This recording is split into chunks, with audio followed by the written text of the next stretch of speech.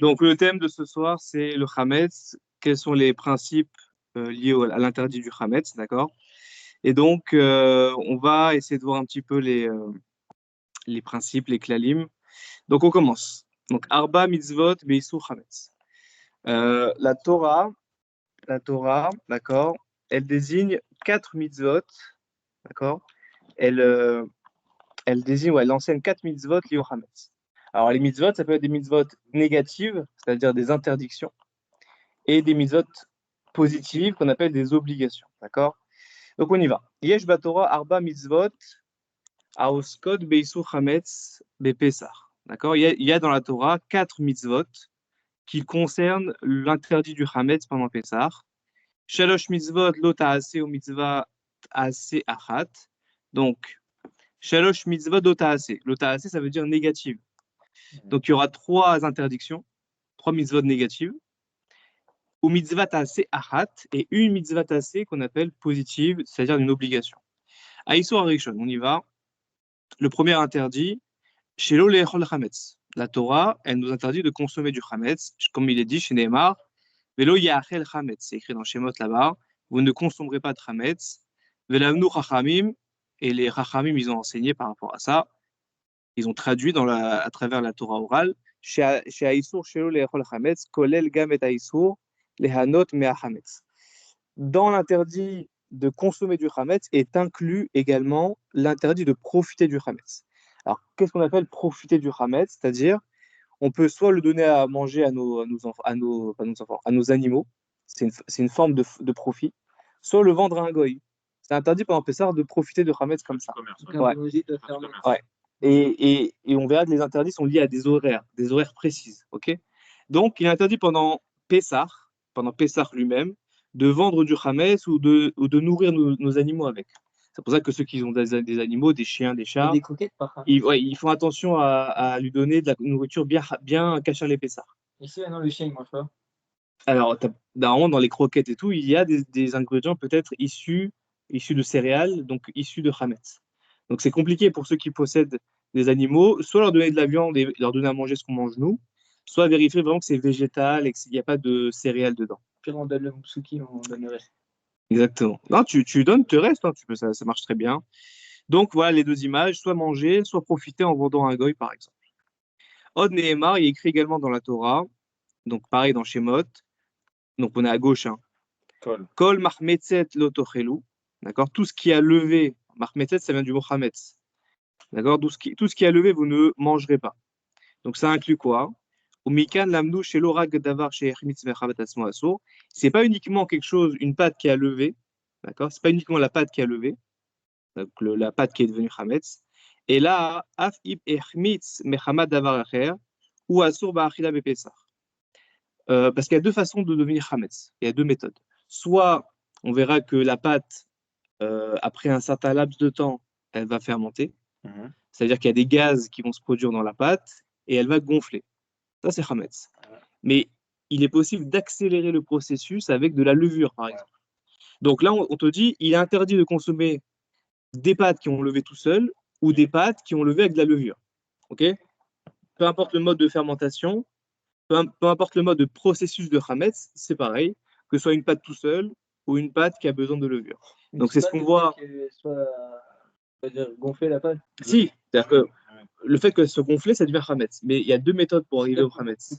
Pas que pour ça. C'est-à-dire quoi? C'est-à-dire qu'il faut que la pâte elle soit gonflée pour considérer que la pâte elle est chametz. Oui, c'est ça, voilà. Il y a des signes de fermentation.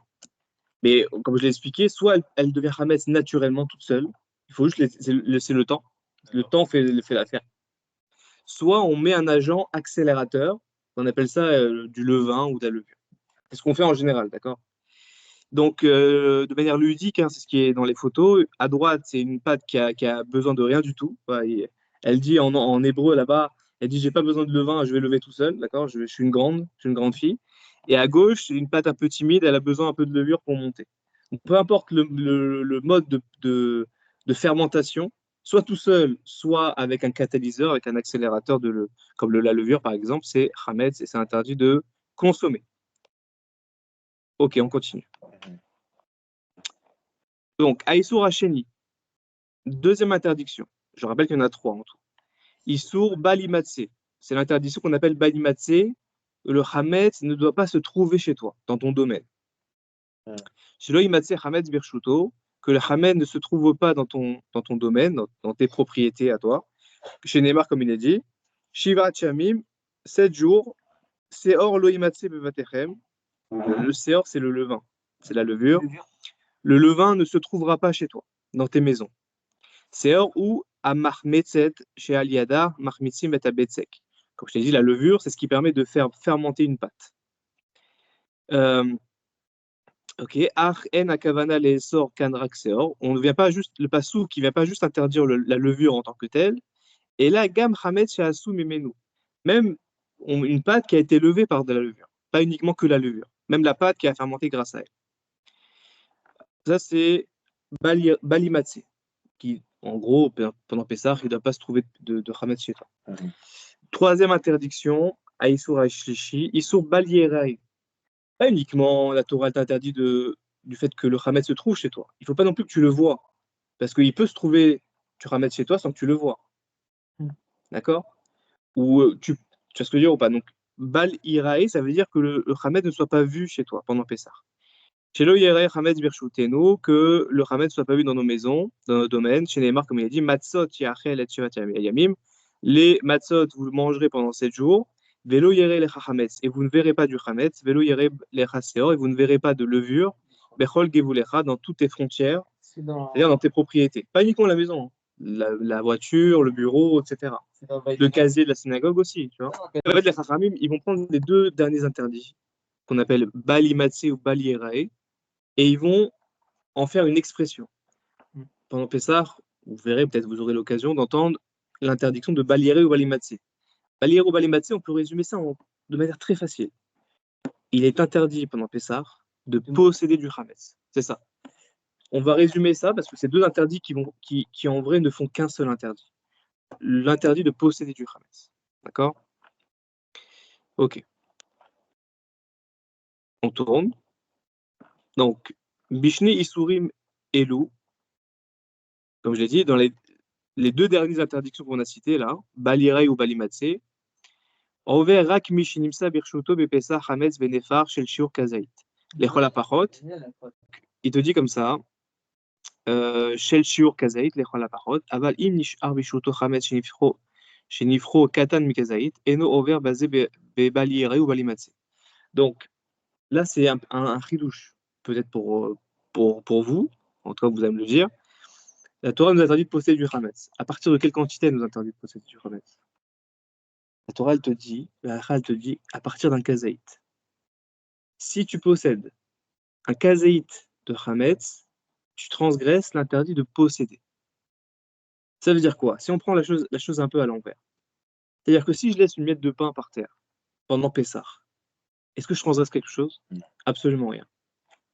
Si j'ai des graines de couscous partout dans mon salon, sous les meubles, est-ce que je transgresse l'interdit de posséder? Non. Ça, c'est un grand fridouche. Alors, c'est vrai qu'entre hommes, on peut se le dire, les femmes, elles n'entendent pas ça. D'accord? Et les femmes, elles veulent nettoyer de manière précise partout, etc. Il ne faut pas qu'il y ait une seule miette de Hametz dans la maison. Mais il faut comprendre, pour nous, hommes, on va dire, pas dédramatiser la chose, mais à réglementer la chose. Si tu possèdes moins d'un kazaït, un crouton de pain, voilà, tout petit sous un meuble, par exemple, tu n'en feras aucun interdit. Beaucoup font la confusion avec manger du Hametz et posséder du Hametz. Manger du Hametz, même la petite miette, c'est interdit. D'accord? Et à partir d'un kazaït, ça devient karet. Retranchement de l'âme, c'est très grave. Mais même consommer une miette de pain, c'est interdit. Mais une miette de pain. Même si c'est pas kazaït. Ouais. La consommation, il n'y a pas de seuil. Et que quand tu possèdes. Peu importe la quantité même infime de Hametz, tu transgresses l'interdit. Mais posséder du Hametz, c'est différent. Tu peux posséder du Hametz jusqu'à kazaït. Bien sûr, on n'a pas la coutume de faire ça. On ne laisse pas des morceaux de pain ou des morceaux de Hametz un peu partout, des gâteaux, etc. On veut tout nettoyer, c'est évident. Mais d'un point de vue de la halakha, il faut faire la différence. Je pense qu'il faut faire la différence. D'accord? Très important. On termine par la dernière mitzvah, mitzvah revi'it, vehi mitzvah tassé. Donc celle-là, c'est pas interdit, c'est une obligation. Le'ashbit et hametz velo ve'et aseor, likrat hapesach, shenemar, comme il est écrit dans Shemot, shivat yamim mezvot tochelu, ach bayom arishon, tashbitu seor mibatechem. Donc la quatrième mitzvah, c'est l'obligation de détruire le chametz. Donc c'est une obligation de prendre le chametz et de le détruire. On verra qu'il y a différents modes de destruction. La coutume, enfin en tout cas ce qui est toujours recommandé, c'est par le feu. Donc il te dit, voilà, Shivat Yamim matzot tochelu, vous mangerez des matzot pendant 7 jours. Seulement le premier jour, et les Haramim vont me dire, c'est pas le premier jour de Pessah, c'est la veille de Pessah. C'est-à-dire que depuis la veille de Pessah, Tashbitu seor mibatechem, il faut détruire le chametz. Alors c'est vrai que vous le faites le soir même de l'abdika, mais en vrai on le fait le lendemain. Et à une horaire précise, limite. À partir de. Bah en fait, c'est à partir de la fin. Ça se termine à 11h. À la fin de la 4e heure, tu dois avoir détruit ton Hametz.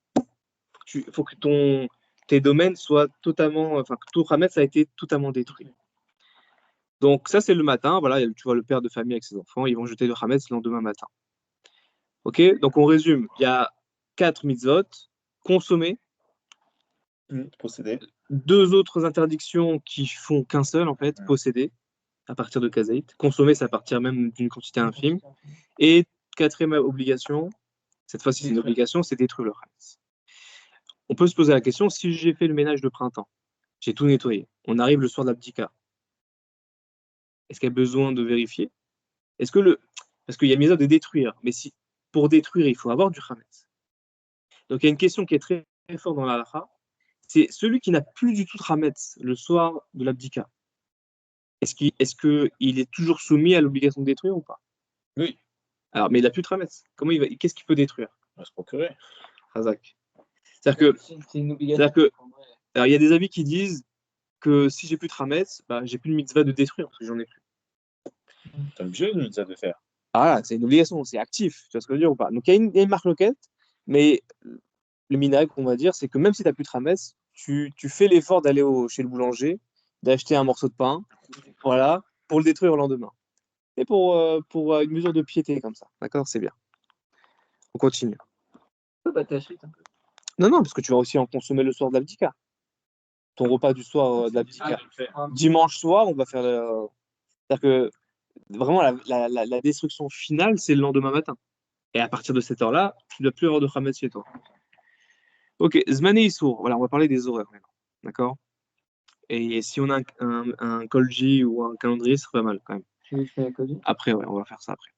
Donc, Av Sheikar Issour Chametz Bechal Beshivat Yemei Chag HaMatzot, bien que l'essentiel des interdictions, c'est pendant la fête, pendant les 7 jours, Anu Metsuvim, L'Ashbit et Hametz Mibatenu, Kvar Bachatzot Yom Yud Dalet Benisan, Erev Pesach.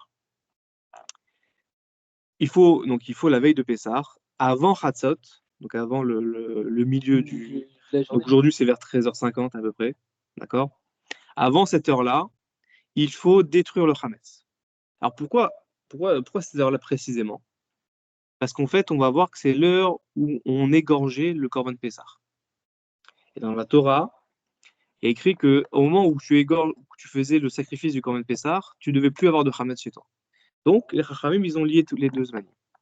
Chatzot Hayom, aujourd'hui, c'est vers 13h. Voilà. Ça, c'est Minatora. On verra que les Chachamim, ils ont dit, tiens, quelqu'un, il n'est pas expert en horaire. Vous allez voir que les Chachamim, ils vont avancer l'heure. Ouais, ils vont avancer d'une heure. D'accord? Donc, on y va.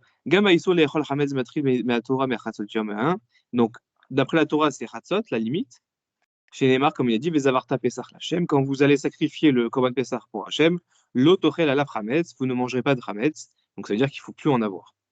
Kelomar, Minazman Araoui les Akravat à Pesach Asro les Chametz. C'est-à-dire que dès qu'on apportait le Korban Pesach, là, c'était interdit, d'accord, de manger du Chametz. Uzman Korban à Pesach, Matrid Bachatzot Yom, ok, donc le Korban Pesach, il était offert à Chatzot, justement. Les Firars, c'est pour cela. Mechatzot, Yom, Yod, Yudalet et Chametz, Asol, Ba'achila. On n'a plus le droit de consommer du Chametz à partir de Chatzot. Veisur Achila, Zekolel, Gamisur Anar. Pareil, on n'aura plus le droit de profiter du Chametz à partir de ce moment-là. Donc, à partir de jusqu'à 13h50, d'après la Torah, tu peux consommer et profiter du Hametz. Tu peux en donner aux animaux, tu peux le vendre, etc. Mais ça, c'est Minatora. Les Chachamim vont mettre des barrières. Donc les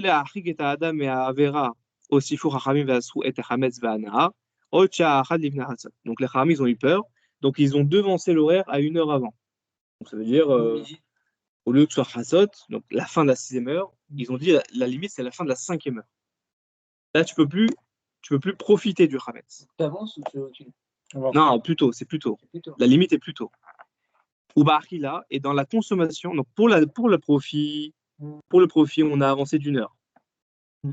Pour la consommation, on a avancé de 2 heures. Consommation de 2 heures. Ouais. C'est-à-dire que 1 heure avant Hatzot, c'est fini, tu ne peux plus profiter. Mais 2 heures avant Hatzot, c'est fini, tu ne peux plus consommer.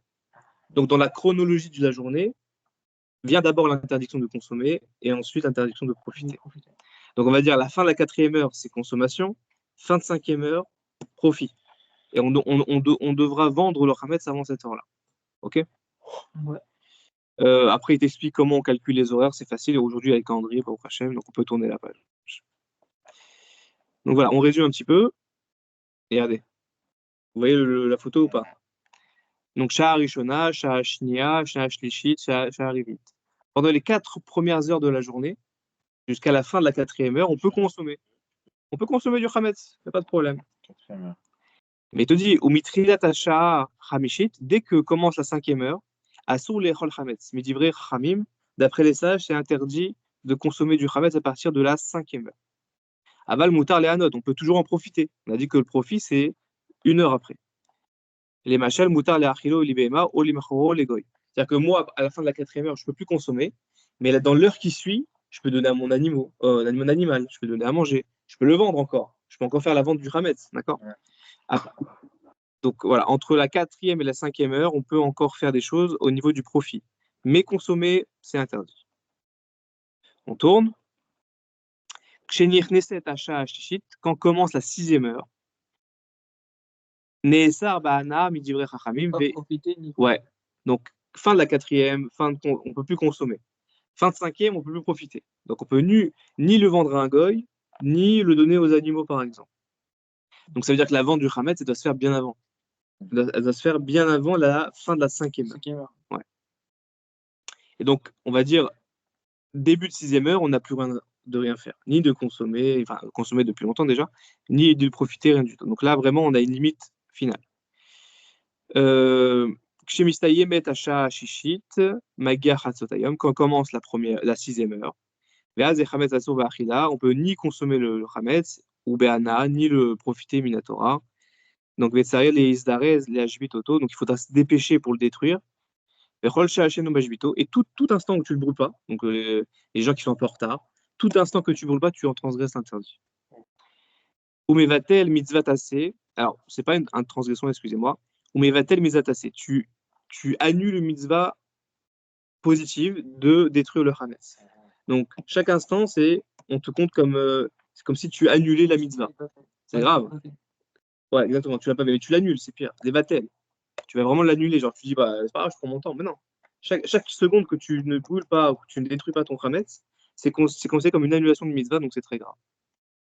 Donc en fait, lundi matin, il faudra vraiment se dépêcher pour détruire tout ça. Et bien au Hachem, aujourd'hui, on a les calendriers, donc il n'y a pas de souci. On tourne la page.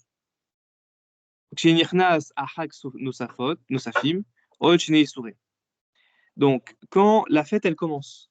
Donc là, c'est lundi matin, on va dire. Fin de 4e, consommation. Fin de 5e, profit et vente. Et après, il reste tout l'après-midi, on est d'accord. Donc tu prépares Pessah, etc. Arrive la fête. Quel interdit rentre en vigueur? Celui de posséder. D'accord? Balierae ou balimatse. Donc interdiction de posséder. Bon, si tu as fait comme il faut, tu n'as plus de Hametz, de toute façon, tu as tout détruit. Achar chez Mistayem, Chaga Pessah et Hametz Mutar Minatora. Donc le Hametz est interdit pendant Pessah, mais dès que Pessah sort, on peut reprofiter du Hametz, on peut le reconsommer, etc. Ok? Et ça, c'est pas la sortie de C'est-à-dire que tu peux consommer du Hametz dès la fin de Pessah. ouais. Maintenant, profiter de ce que tu as vendu, là, il faudra attendre le rachat du Hametz. C'est-à-dire que dès la fin de la fête, tu peux aller chez le boulanger acheter du pain. Tu peux consommer même. Mais ouvrir les placards que tu as scellés, que tu as vendus, etc. Non.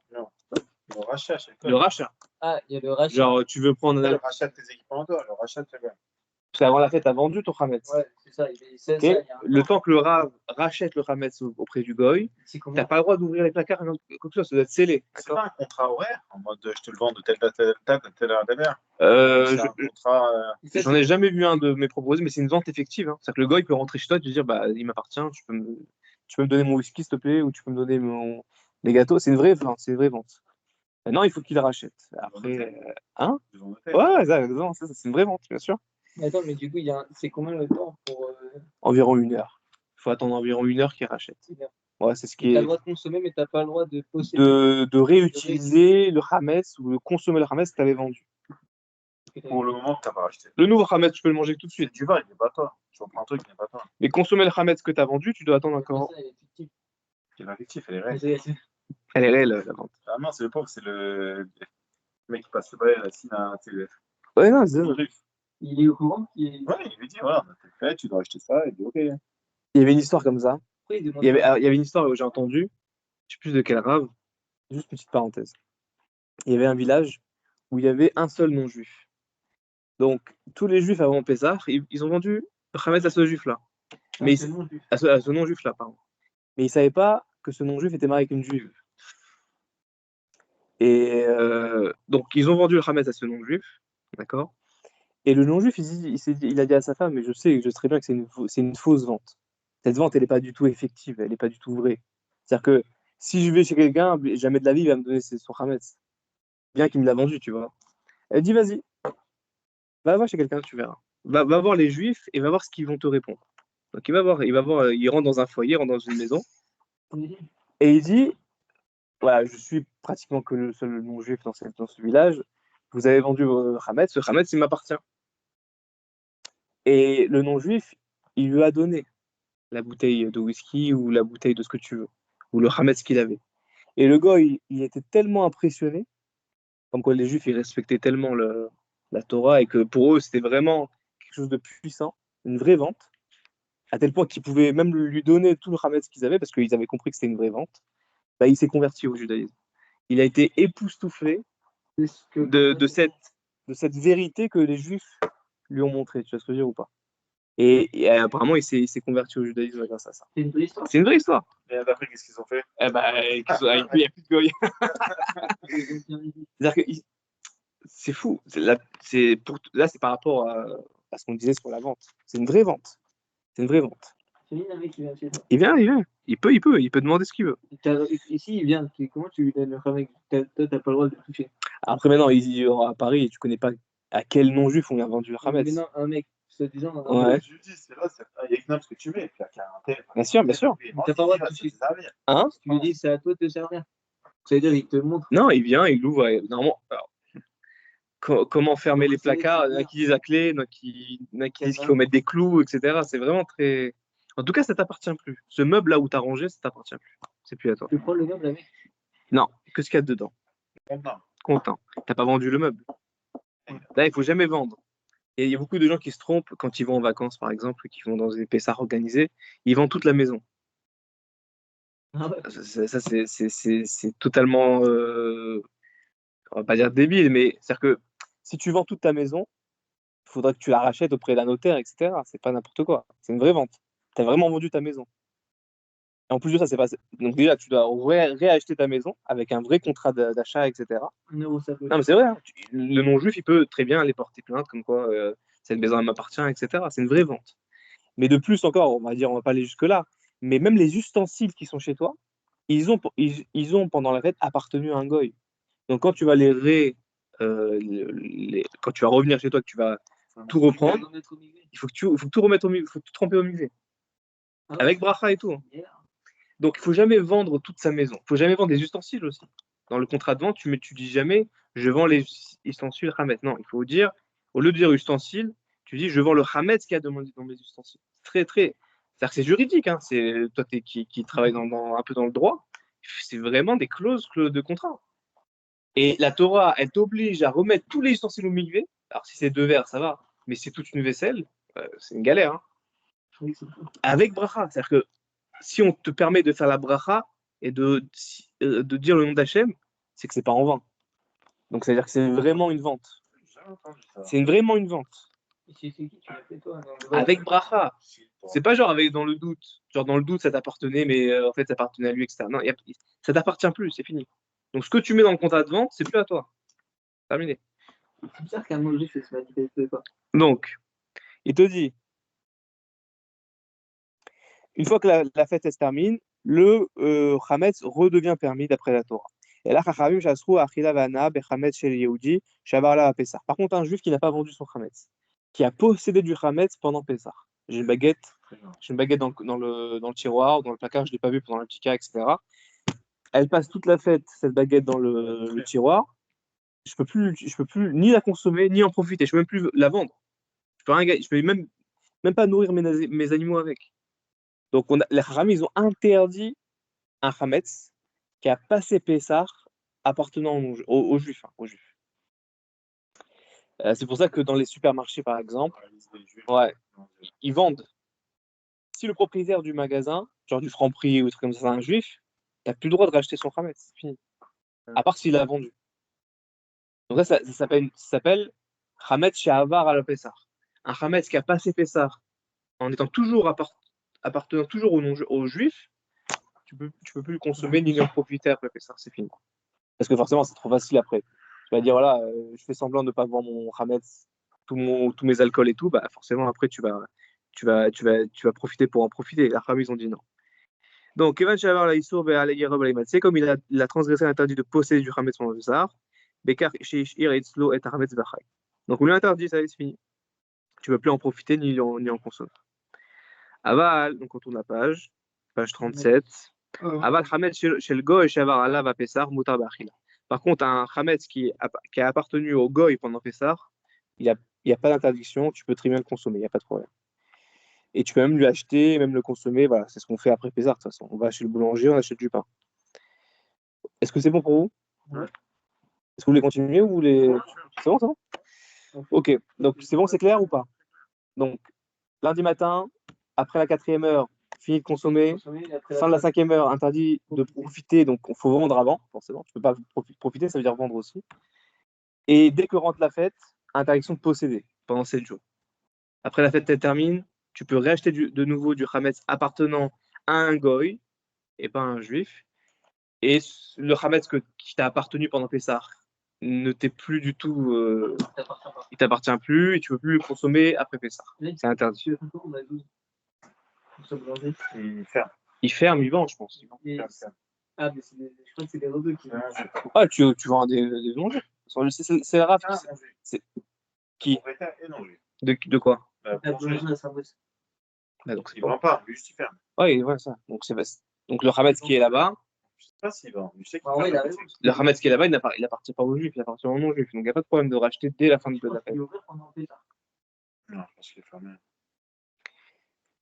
Ok? Allez, Maou, Chametz ou Maou Seor. Grand thème, qu'est-ce que c'est que le Chametz et qu'est-ce que c'est que la levure? On va apprendre aujourd'hui comment on fait de la levure. Tu sais comment on fait de la levure? Une idée. Moi, je ne savais pas avant ça. Tu savais comment faire la levure? Non. C'est quoi le Chametz? Alors, tu verras, c'est intéressant. Alors, ouais, c'est bien la fermentation, bien sûr. Chametz Sha'asra à Torah Bepessah. Alors, c'est pas vraiment pour c'est faire des gaz, quoi, qui sont émis. Si je me rappelle bien, la formule, c'est 6 de. Ouais, si tu veux. Ok, prison de break. Jérémy, c'est quoi prison de break? Comment il s'appelle? Le professeur. Le professeur. On est, oui. Donc, Chametz Sha'asra à Torah, donc le Chametz qui a interdit la Torah, Bepessah pendant Pessah, ou Echad me Chameshem Minilagan, ça on connaît déjà. Ouais, c'est ça. Donc, c'est quoi le Chametz qui est interdit par la Torah pendant Pessah? Ou Echad me Chameshem Minilagan. On connaît maintenant, c'est Chameshem Minilagan, c'est 5 céréales. Donc, Shenageu Bemaim. C'est quoi? Donc, c'est un des 5 céréales qu'on a ici. Donc, c'est quoi le Chametz? C'est un des 5 céréales. Donc, vous connaissez les 5 céréales ou pas? C'est quoi du Chametz? C'est un des 5 céréales, c'est-à-dire le blé, l'orge, l'avoine.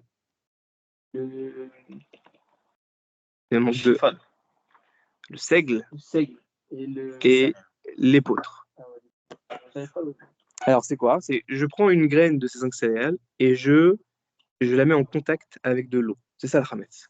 Alors, pas tout de suite. C'est-à-dire que même si un de ces 5 céréales est en contact avec de l'eau, on verra qu'il y a un laps de temps pour que ça devienne Hametz. Il y a un laps de temps pour que la fermentation, le processus se met en marche. Donc, j'ouvre une petite parenthèse. Un grain qui n'a pas été surveillé. Tu es agriculteur, tu récoltes, etc. Donc, tu ne surveilles pas ton grain. Tu ne surveilles pas qu'il ne soit pas en contact avec de l'eau. Donc, tu ne vérifies pas. Bah, ce grain, il est totalement Hametz parce qu'il y a forcément de l'eau qui a touché ce grain-là. Et il ne faut pas attendre qu'il devienne farine. Même à l'état de grain qui est en contact avec de l'eau, ça devient Hametz. La levure en soi, enfin, Pour l'instant, pas de levure. non, mais le grain en soi, Ouais. il est Hametz. Tant qu'il n'a pas touché de l'eau. Ouais, de pluie par exemple. Non, mais par exemple, tu as des grains. Ouais. Des vrais grains, par exemple, des grains de blé. d'avoine. Tu peux les manger, ils sont pas en contact de l'eau. S'ils sont là, pas. Oui, mais le problème, c'est ça. C'est que si tu n'as pas de surveillance disant que ce grain-là, on l'a vérifié, on l'a surveillé, il n'y a pas eu de contact avec de l'eau. Avant la moisson. Après la moisson, je pense. Parce qu'il n'y a pas. Parce que si la pluie, elle tombe sur le champ, tant que c'est attaché au sol, il n'y a pas de fermentation. D'accord. Je pense que c'est après. Je ne suis pas agriculteur, mais je pense que c'est après. C'est-à-dire que dès que tu as fait la moisson, tu vérifies que ce grain-là, il touche jamais de l'eau. Jamais de l'eau. Jamais. Maintenant, s'il n'y a pas de hashgaha, de surveillance disant on a mis des gens pour surveiller que ce grain-là n'a pas touché de l'eau, tu ne peux pas manger ça. La farine qui a été faite à partir de ce grain ne peut pas être consommée. On appelle ça, elle a une chazaka, une présomption de Hametz. C'est sûr qu'il y a un risque qu'elle a touché du Hametz. Et l'interdit du Hametz est tellement grave à Pessah qu'on ne peut pas se permettre, d'accord, d'un doute, etc. Donc, on appelle ça, c'est avec ça qu'on fait la matzah shmura. C'est quoi shmura? Shmura, ça veut dire surveiller. Qu'est-ce qu'on a surveillé? Pas la matzah. On a surveillé le grain. On a surveillé la fabrication. On a surveillé la mouture pour que ça devienne de la farine, etc. On a tout vérifié. Vous avez déjà vu l'atelier de confection de Hametz ou pas? Il y a des sas comme dans un hôpital. Côté farine, côté eau. Et au milieu, il y a des sas, il y a des fenêtres et tout. C'est extrêmement réglementé. Bref. Donc le Hametz, c'est un de ces 5 céréales qui a été en contact avec de l'eau. Pas le riz. Non. Le riz, tu le mouilles, ça ne devient pas Hametz. Ok, on y va. On y va. Donc 38, c'est ça. Miminim elu osim lechem. À partir de ces 5 céréales, on fait le pain. Kede she'alechem yetaim vekal yaikul mahmitzim et betseko vegormim lo liftoar. Donc, avec 5 céréales, on fait le pain. Et on le laisse fermenter, ce pain-là. On le laisse devenir Hametz pour qu'il gonfle et qu'il prenne un goût moelleux, tendre, etc. D'où toute la saveur du pain, elle vient de la fermentation. D'accord? Yeshnam shene suge chimutz, Hametz ou seor, ou shnem naasim alide eru maim vekemar. Il y a 2 types de Hametz. Il y a le Hametz, d'accord, et le seor, la levure. C'est 2 choses différentes. Les 2 sont interdits de toute façon. Et les 2 sont à partir de grains en contact avec de l'eau ou avec de la farine. Le grain, il doit être en contact. C'est l'eau.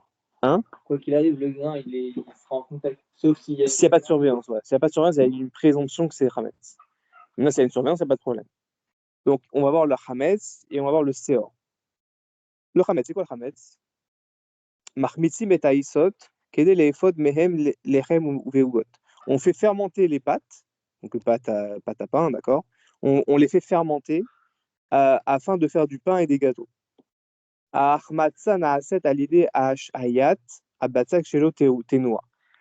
à partir de quel moment cette pâte-là? Donc, tu as mis de la farine, tu as mis de l'eau, contact. Est-ce que ça devient Hametz tout de suite? Non. Il y a un laps de temps d'attente. Donc, on dit dans le jargon, on laisse reposer la pâte. Quand on dit on laisse reposer la pâte, traduction, on laisse la pâte fermenter. On laisse la pâte devenir Hametz. C'est voulu parce qu'on veut donner un bon goût à la pâte. C'est comme ça. D'accord? Si tu cuis tout de suite la pâte, elle va être matzah.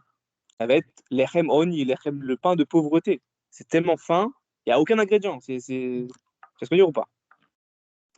Donc, uksherotzim la shbiach ulmaer et tar matzah, ma me'arevim babatsek seor.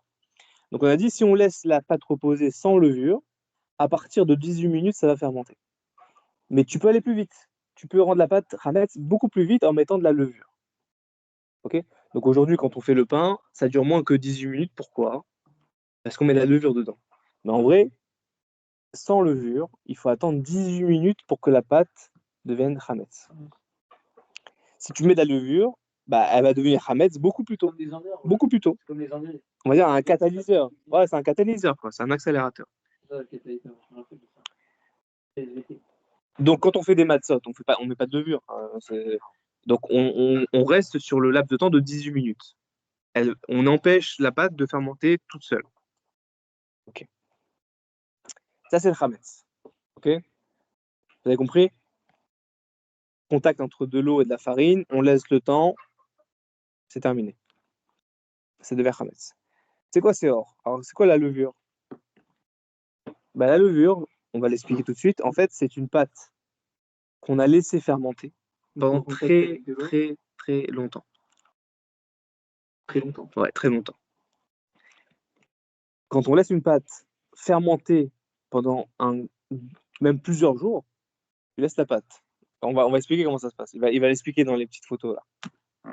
En fait, tu prends ta pâte, tu la mets en contact, tu prends la farine, tu mets en contact avec de l'eau, ça va fermenter au bout de 18 minutes. Ok. Premier jour, il va mettre ça au soleil. Parce que la température, elle accélère la fermentation. Soleil, après le soir, au congélateur. Il va ressortir le lendemain, il va remettre de l'eau, il va remettre au soleil. Pendant plusieurs jours, ça va fermenter. Donc la pâte, elle va tellement fermenter qu'elle va prendre un goût acide, carrément inconsommable par l'homme. C'est ça la levure. Le carré de levure, alors, il y a la levure de bière, je ne sais pas trop ce que c'est, mais la levure, d'accord, c'est une pâte extrêmement fermentée. Tellement fermentée qu'elle a un goût tellement acide qu'elle est plus consommable. Et en fait, on prend ce bloc de pâte là, qui est totalement fermenté, on le mélange avec une pâte qu'on veut préparer, et ça fermente un peu plus vite. Ça accélère la fermentation. Ok. En fait, je t'ai expliqué, donc on peut tourner la page. Voilà, c'est rapide.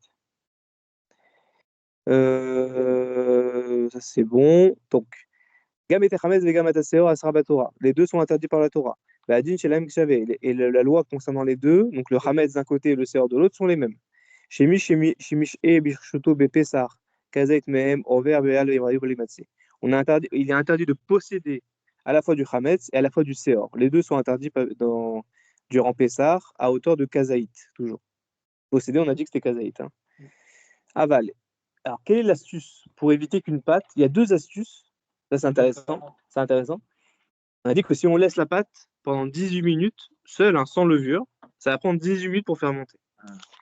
Quelles sont les deux astuces pour qu'une pâte ne fermente jamais? Mais vraiment jamais. Voilà, ça, c'est le premier. Une pâte qui a été cuite ne peut plus fermenter à vie. C'est terminé. Et on va développer un petit sujet par rapport à ça. La deuxième méthode pour qu'une pâte ne fermente jamais, c'est ce qu'on fait dans là, on fabrique les matzot. On le met tout de suite au four aussi. Mais on pétrit sans cesse. Le fait de pétrir, le pétrissage empêche la fermentation. Et tu peux pétrir pendant toute la journée, ça ne va jamais fermenter. Imagine une machine qui pétrit la pâte, tu l'as programmée pendant 24 heures, et ben pendant ces 24 heures-là, du fait que la pâte est pétrie, elle ne fermente jamais. Donc deux astuces. Soit tu mets tout de suite au four, avant les 18 minutes, soit tu la pétris sans arrêt. Mais si tu la laisses reposer, c'est fini. Elle va fermenter toute seule, au bout de 18 minutes. D'ailleurs, dans les labos de fabrication, ils mettent un minuteur. Il faut vraiment voir, c'est vraiment très intéressant. Ils mettent un minuteur avec non pas 18 minutes, parce que ça va sonner, tu vois, mais 17 minutes 59. Pour être sûr de ne pas dépasser les 10 minutes, ils mettent un peu moins que 10 minutes, genre un peu 17 minutes 50 secondes. Ils se mettent une pression. T'as jamais vu, c'est à la chaîne. C'est à la chaîne. Ça fait monter, tu jettes. C'est-à-dire que... Mais tu fais pourquoi ils attendent 17,59 pour être sûr. Ouais, un peu moins. Juste pour être sûr de ne pas dépasser les 18 minutes. Alors, comment ça se passe? Tu as un sas farine, un sas eau. Et il y a un mec au milieu. C'est des fenêtres. Hein. Donc, on ouvre, on donne la farine, le mec, il donne de l'eau, et le mélange ne se fait qu'au milieu des deux sas. Généralement, ils font... Le haut, farine, pétrissage.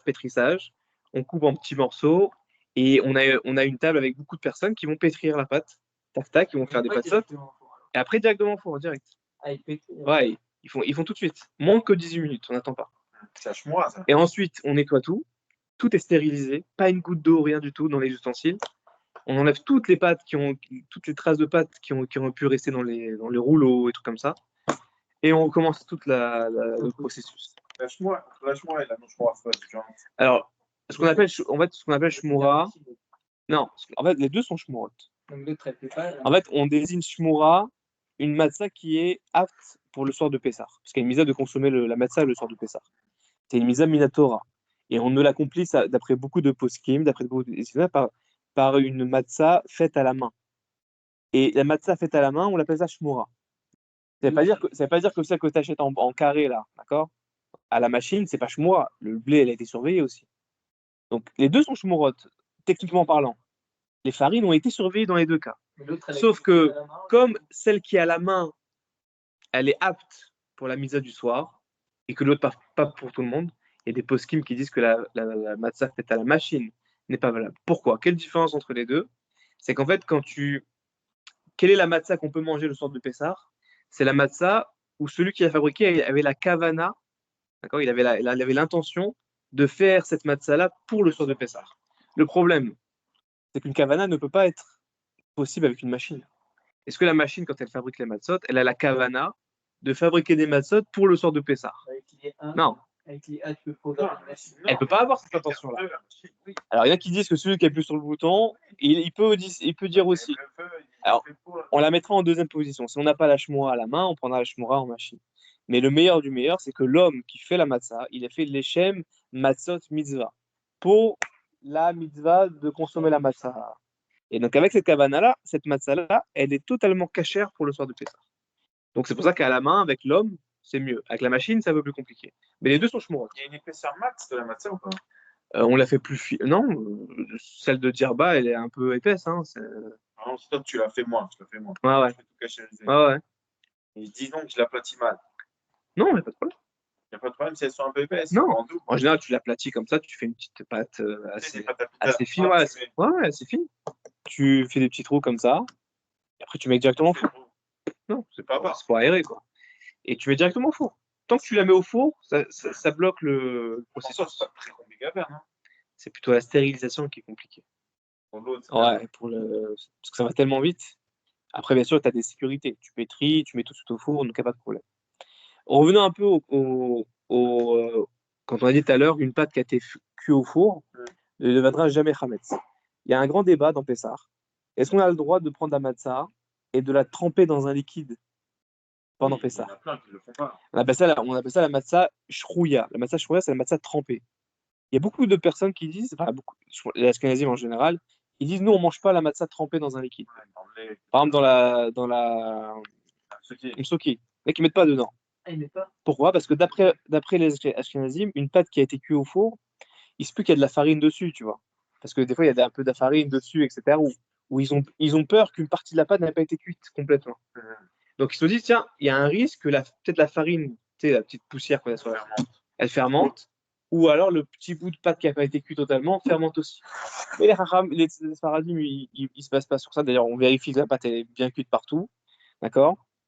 Et nous, on peut transmettre. Après, les Algériens, ils ont autre chose. Ils prennent un matzah, Ouais. ils mettent, ça s'appelle hermo, Ils la font cuire. Avec, elle est crue à la base.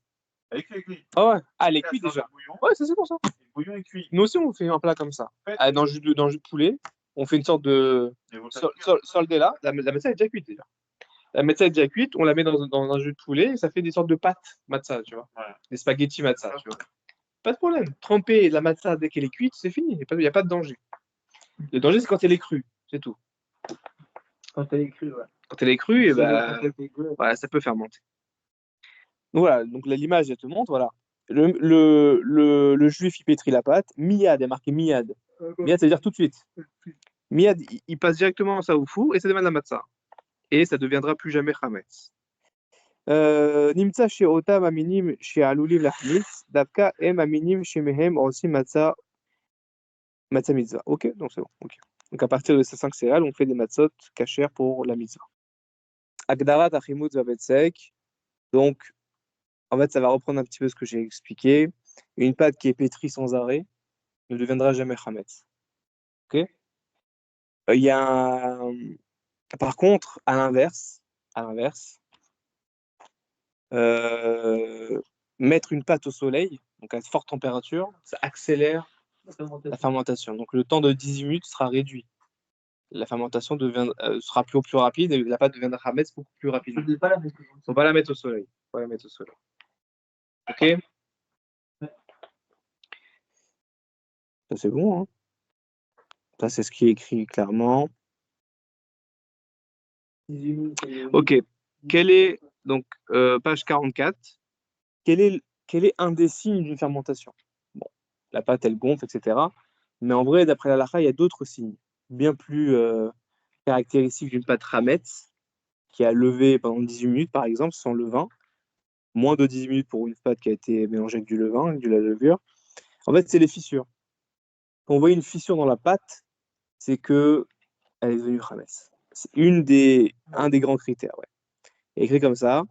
Et nous trouvons aux Zdakim, si on trouve des Zdakim, des fissures, Zesiman, c'est un signe chez Vada et Hametz. C'est sûr que c'est Hametz. D'accord? Kanira Makom Aya Ham, Oshayu Babatsak Halakim, chez Lolashu, et Devenotsar Baim Rimous. C'est ça. Donc voilà, une fissure dans la pâte, c'est la définition d'une pâte Hametz. La pâte, elle peut prendre aussi un autre aspect, ce qui est écrit en dessous. Elle peut prendre un côté un peu argenté, métallique, un peu gris. Ça veut dire que c'est Hametz, ça veut dire que c'est du Hametz Noukché. C'est une fermentation qui n'a pas été jusqu'au bout. On appelle ça du Hametz altéré. On appelle ça Noukché. Donc c'est pas interdit par la Torah, mais c'est interdit par les Chachamim. Par exemple, d'un Hametz Noukché, la farine de blé, non pas mélangée avec de l'eau, mais avec du jus de fruits ou des œufs. Ah. D'accord? Donc, ce contact-là, ce mélange-là, ça donne pas un Hametz qui est interdit par la Torah. Ça ressemble pas au Hametz interdit par la Torah. Il faut des matières de jus de fruits. Ouais, c'est ça. Mais en tout cas, il faudrait vérifier quelle est la composition aussi, s'il n'y a pas d'eau, etc. C'est un danger, l'eau. Si c'est du pur jus de fruits, là, il y a marloquette. Il y en a qui permettent, il y en a qui interdisent. Mais les Haramim disent que s'il y a une seule goutte d'eau avec le jus de fruits, c'est mort, ça sera Hametz. Et dernier Hametz qu'on va voir, c'est assez intéressant. En fait, ce Hametz-là qu'on va parler là, il nous entoure dans toute la maison. C'est Hametz chez nous, Raoui, les Mahal Kelem. Donc, on a vu le Hametz Gamour, le vrai Hametz. On a vu rapidement hein, le Hametz Noukché, le Hametz altéré. D'accord? Fermentation qui n'a pas été jusqu'au bout, par exemple. Troisième Hametz différent, c'est le Hametz qu'un chien du désert qui n'a pas mangé pendant 3 jours ne mange pas. Affamé. Un chien affamé. C'est-à-dire que si tu prends un chien du désert affamé depuis 3 jours, il faut savoir que le chien, il est très sélectif dans sa nourriture. D'accord? Il est très strict. Il ne mangera pas n'importe quoi, un chien. C'est sa nature, d'accord? Sa nature. Donc, si tu lui proposes une nourriture à ce chien-là, qui n'a pas mangé depuis 3 jours parce qu'il sélectionne un peu sa nourriture, il ne mange pas n'importe quoi, si ce chien-là refuse ta nourriture, c'est qu'elle est carrément inconsommable. C'est le signe qu'elle est vraiment pourrie. C'est ce qu'on dit ici. Un Hametz qui a tellement été abîmé, tellement a été... il a pourri, etc. Que même un chien n'en voudrait pas. On appelle ça Hametz Pagoum. Et ce Hametz Pagoum, écoutez bien, il n'est pas interdit de le posséder pendant Pessah. Pas interdit par la Torah. Ah bon? Par contre, le consommer, oui. Bien que ce soit inconsommable même par un chien, donc a priori aussi par l'homme. Si le chien n'en mange pas, l'homme non plus ne va pas en manger. Tu vois ce que je veux dire ou pas? Ça, c'est... Donc, s'il est consommable, en fait, la règle est comme ça. Si l'homme ne peut pas le consommer, mais le chien peut le consommer, c'est Hametz, c'est interdit. Si par contre, même le chien n'en mangerait pas, Hametz Pagoum, on appelle ça, et on peut le garder chez soi. Pas de problème. La levure. Le chien n'en mangera jamais. Alors, on a dit tout à l'heure que c'était inconsommable pour l'homme. Mais parce que... Oui, mais alors, en soi, c'est la levure, d'accord. Mais à part le fait d'être consommable ou pas, t'as interdit de posséder du sérum. Avec Kazaïd, on a dit Kazaïd. C'est-à-dire que la levure, tu peux en posséder. On peut en posséder. À volonté. Il n'y a pas de quantité. Tu peux posséder les beurs après ça? Non. Moins de kazaït, oui, tu peux posséder. On a dit kazaït. Posséder, c'est kazaït. Donc, tu as une petite levure dans ton frigo, tu n'as pas le droit d'en consommer, d'accord? C'est interdit. Ben, arkila, interdit de consommer. Mais posséder, c'est kazaït. Par contre, du hametz pagoum, il n'y a pas de limite. La levure, ça peut être pas cool. Non, on appelle ça pagoum. On appelle ça seor. C'est-à-dire que, non, mais cette pâte-là, elle peut faire monter d'autres pâtes. On l'utilise pour ça. Donc, ça, c'est interdit de posséder, de consommer, etc. Et il faut le détruire. Ok. Qu'est-ce qu'on appelle le hametz pagoum? Par exemple, le dentifrice ou les détergents. Il se peut qu'à la base des détergents ou du dentifrice, il y a du hametz. Mais est-ce que le hametz qu'il y a dans le dentifrice est consommable par le chien? Est-ce que ce dentifrice est consommable par le chien? Non. Des détergents. Je sais pas moi, il y a plein de produits ménagers qu'on utilise. Pourquoi ils prennent des caches à l'épaisseur dentifrice? T'as pas besoin. Dentifrice, tu peux l'utiliser. Pas de problème. Ah ouais? Faut pas qu'il y ait du goût aussi, parce que si tu peux aussi le manger, et on a dit que même le pagoum, t'as pas le droit de le manger. Donc, il faudrait prendre un dentifrice vraiment basique, quoi, sans goût, sans rien, quoi. Mais tous les détergents, tous les trucs comme ça, ménagers, produits d'entretien, qui peuvent être à la base de céréales, hein, ça peut être le cas. Hein. Ça peut être à base de hametz, hein, d'accord? De la colle, c'était à la base de hametz. La Mishnah, elle parle de la colle de ceux qui collaient les papiers, là. Les scribes, ou je sais pas comment on appelle, ceux qui écrivaient des livres, ils collaient les papiers avec de la colle à base de hametz. Ils prenaient de la farine, ils prenaient de l'eau, ça faisait une pâte, et cette pâte-là, elle servait de colle. C'est interdit. Enfin, c'est hametz pagoum, donc interdit de consommer, mais tu peux le posséder, c'est pas un problème. Donc il y a une liste, je l'ai pas sur moi, mais il y a une liste de tous les exemples, on va dire, de hametz pagoum. Donc on lit 2 minutes. On dit 2 minutes. Berov isuri achila batora. כשמאכל אסור כבר לא ראוי למאכל אדם, הוא אינו אסור למאכל מן התורה, אלא מדברי חכמים בלבד. אך בחמץ הדין שונה, הוא אסור באכילה מהתורה, גם לאחר שנפסל ממאכל אדם, כיוון שהוא עדיין יכול לשמש בתוך שאור, שתקפידו להחמיץ את העיסה כפי שלמדנו. Il ouvre une grande parenthèse. Introduction, il dit que de la viande taref, viande interdite à la consommation, elle est interdite à la consommation si elle est consommable. Mais si une viande taref, elle est tellement abîmée qu'elle devient inconsommable, la Torah n'interdit pas de consommer. Il n'y a que les Chachamim qui ont dit interdit. De posséder. Non, de consommer. Consommer? On parle de consommer là. Après, on verra posséder. Je répète. En fait, on ouvre une grande parenthèse. On a du Hametz abîmé, d'accord? On va oublier ça pour l'instant, on oublie ça. On prend un autre exemple d'aliment interdit par la Torah. Parce qu'en fait, le Hametz, il est permis toute l'année. Il n'est pas permis, il n'est pas interdit. Il est permis toute l'année. Tu prends de la viande taref, ou tu prends je sais pas moi, n'importe quoi qui est interdit par la Torah. Une crevette. Il est interdit par la Torah, écoutez bien, tant qu'il est consommable. Mais si cette crevette ou cette viande taref, elle a moisi tellement que tu peux même plus la consommer, d'après la Torah précisément, c'est pas interdit de la consommer. Mais les Haram, ils ont quand même mis une barrière, ils ont dit que c'est interdit quand même de la consommer. Donc le statut d'interdit, il baisse. Tu peux manger du porc Non. qui n'est pas consommable. On peut manger une crevette, alors. Du porc qui n'est pas Non, justement. Elle n'est plus interdite à la consommation, donc elle devient permise. La crevette sera interdite dans tous les cas. Sauf qu'elle change de statut, de niveau. Ah, mais tu seras toujours interdite. Quand elle est consommable, c'est Minatora que c'est interdit. Quand elle est plus consommable, c'est Mideraban que c'est interdit. Elle sera toujours interdite. Oui. Mais juste que tu casses le niveau d'interdiction n'est pas le même. Voilà. Le niveau n'est pas le même. Par contre, il te dit quoi? Par contre, pour le Hametz, c'est différent. Il te dit, même s'il est tellement abîmé, même s'il est plus consommable, il reste interdit, Minatora. Vous voyez la différence ou pas? Une crevette, quand elle est moisie, elle est interdite que de Miderabanan. Mais du Hametz qui est moisi, il reste interdit de la Torah.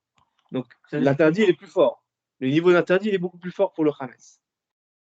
Pourquoi? Parce que la punition elle est très grave. L'interdit du Hametz il est très puissant après ça. On a dit que même une miette de Hametz c'est interdit de consommer. Ok.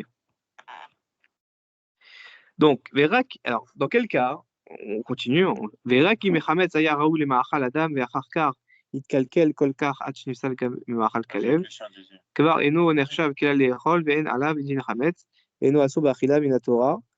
עם זאת, מדברי סופרים אסור לאכול אותו בפני עצמו, כי בזה שאוכלים אותו, מכשירים אותו לאכול. Donc on répète. Du chametz, consommable, interdit, minatora.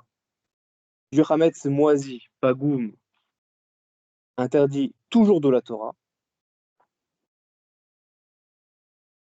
On va dire non consommable par l'homme. Mais si ce chametz est tellement moisi que même l'homme et l'animal et le chien ne peuvent plus le manger, d'après la Torah, c'est même plus du chametz. Et tu peux le garder à la maison. Mais ce qui est paradoxal, c'est qu'on te l'interdit quand même. Il est vrai sauf d'accord, on te l'interdit. C'est ça. Donc, est-ce que vous avez le schéma ou pas? On te l'interdit. Je répète. Bon, la crevette, vous avez compris l'exemple de la crevette? Ouais. C'est toujours interdit, sauf que le niveau baisse tant que c'est plus consommable. Par l'homme. Je parle par l'homme. Le chametz, c'est différent. Il est plus fort. Un chametz consommable par l'homme, interdit minatora. Ça, c'est pas un problème. Un chametz moisi, que l'homme ne peut plus consommer, mais que le chien peut encore consommer, toujours interdit minatora. Okay. Mais un chametz tellement moisi que même le chien n'en veut pas. Donc l'homme et le chien ne consomment pas, c'est même plus du chametz.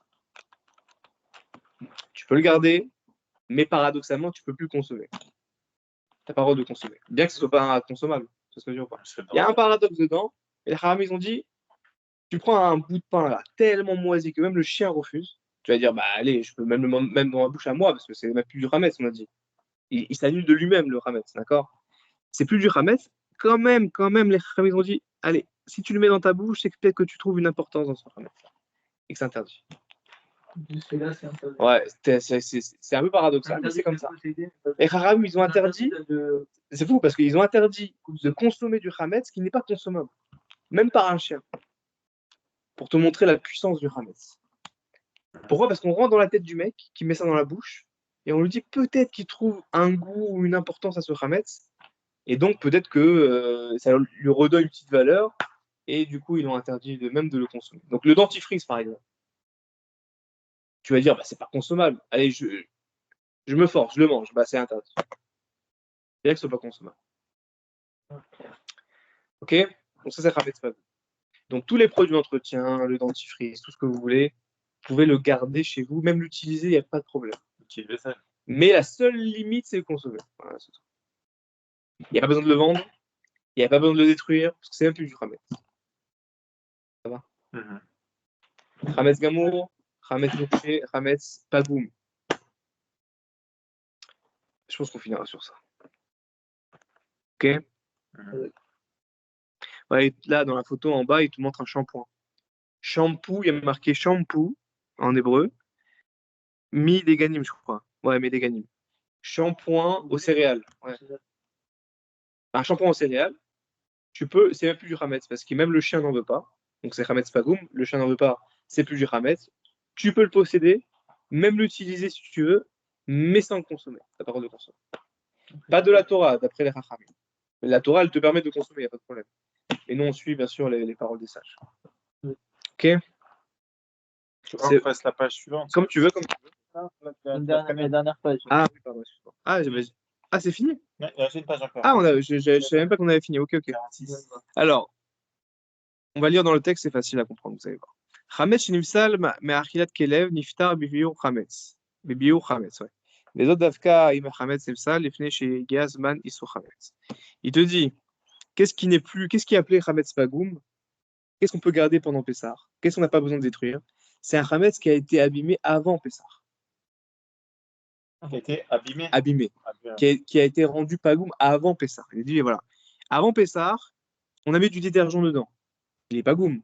Il est tellement abîmé que même le chien n'en veut pas. Bah, ça marche parce qu'il a été abîmé avant Pessah. Mais par contre, si c'est du chametz qu'on va abîmer après Pessah, bah, le fait qu'on l'ait gardé pendant Pessah, c'est interdit. C'est-à-dire que c'est pas rétroactif, ça peut dire ou pas?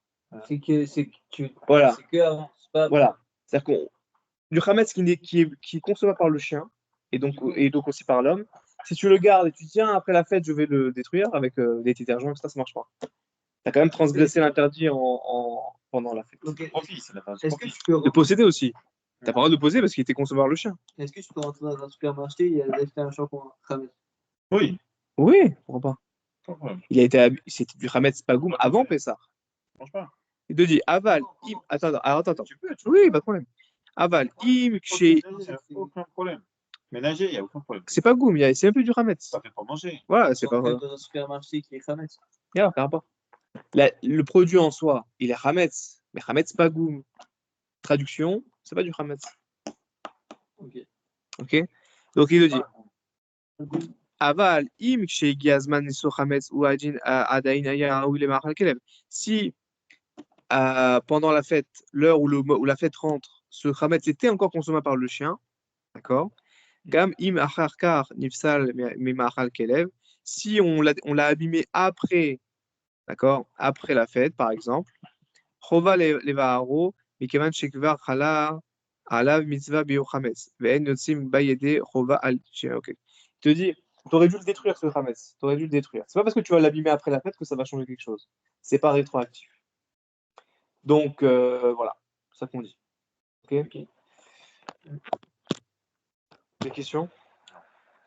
En visio, ça va? Ouais, ça va très bien. Très carré. C'est clair ou pas? Très clair. Regarde les matchs, quoi. Regarde les matchs. Non, Et quoi, j'ai même pas la chaîne. J'ai même pas la chaîne. moi. Bon, Khazak, je suis Très content. carré. Bravo à toi. Vous avez appris des nouvelles choses, c'est bon? Bah ouais, j'ai pas de chien, mais ouais. Faut que tu achètes un chien. Faut Faut t'acheter un chien. Ouais. Tu testes tout ton Hametz pour voir s'il mange ou pas. Pourquoi pas, hein, c'est du bon matos que tu racontes. Je vais tester. C'est du bon matin, c'est vraiment ça. C'est ça. Attends, je vais C'est du bon arrêter l'enregistrement. Salut. Il y a des